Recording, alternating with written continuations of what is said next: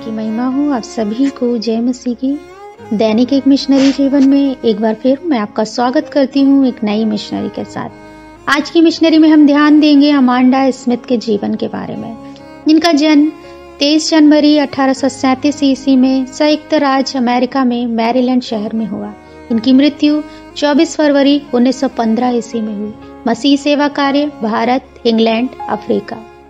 Amanda very Smith का जन्म सन 1837 में सैमुअल और मिरियम वेरी के यहाँ गुलामी में हुआ था। सैमुअल वेरी ने कड़ी मेहनत करके अपने परिवार के लिए स्वतंत्रता खरीदी और फिर जाकर पेंसिल्वेनिया में बस गए।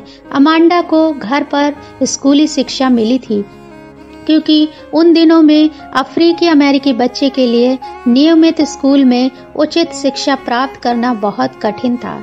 मेथोडिस्ट एपिस्कोपल चर्च में एक पुनरुद्धार सेवा में भाग लेने के दौरान अमांडा ने मसीह को अपने उद्धारकर्ता के रूप में स्वीकार किया और खुद को परमेश्वर के काम में समर्पित कर दिया। हालांकि अपनी सीमित औपचारिक शिक्षा के बावजूद वे महान व्यक्तित्व और आध्यात्मिक सामर्थ्य से भरी एक सम्मोहक वक्ता बन गई। बहुत कम उम्र में उन्होंने अपने 5 बच्चों में से 4 को बीमारी के कारण खो दिया, जिसकी वजह से वह अवसाद में चली गई। केवल प्रार्थना और पुनरुद्धार शिविर की बैठकों में उन्हें तसल्ली मिलती थी।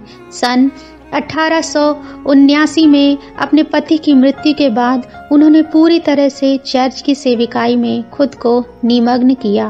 प्रार्थना उनके जीवन का तरीका बन गया और उन्होंने सुसमाचार शिविरों और चर्चों में प्रचार करने का कोई अवसर नहीं गंवाया। सुंदर गायन और शक्तिशाली रूप से उपदेश देने की उनकी प्रतिभा ने उन्हें दुनिया के कई स्थानों पर ले गई। Amanda England, Ireland, Scotland, Bharat और विभिन्न अफ्रीकी देशों में कई पवित्र बैठकें की। हालांकि अफ्रीका में अस्वस्थ हो गई, लेकिन उन्होंने चर्चों के साथ मिलकर समाज में शराब के उपयोग को नियंत्रित करने के लिए स्वयं समाज की स्थापना की मदद की। वह सन 1892 में अमेरिका लौट आई और अफ्रीकी अमेरिकी आबादी के बीच परमेश्वर की सेवा करती रही। हालांकि अमांडा एक अंतर्राष्ट्रीय प्रचारक बन गई, लेकिन वह जीवन भर एक विनम्र महिला बनी रही।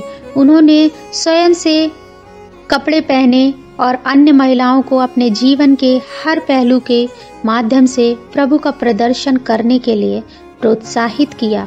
रंग भेद से प्रभावित बच्चों के लिए उनकी चिंता ने उन्हें सन 1899 में इलिनोइस के हार्वे में अमांडा स्मिथ अनाथालय और निराश्रित रंगीन बच्चों के लिए औद्योगिक आश्रम स्थापित करने के लिए प्रेरित किया।